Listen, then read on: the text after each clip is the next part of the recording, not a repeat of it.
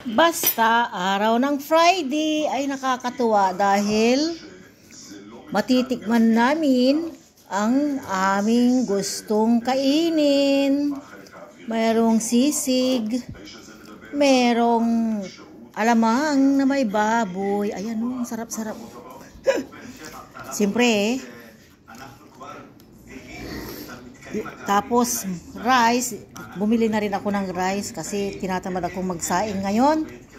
So tapos kunting munggo ang ibibigay ko sa aking tontolikuli. Ayan. O di ba? Masarap din ang kakainin ng aking baby. O di ba? Sarap-sarap. Haluin nating maigi para magpantay ang lasa ng rice. Yan. Durugin ko yung karning baboy. O, diba?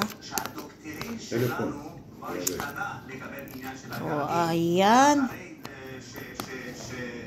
O, ayan. O, diba? Oha.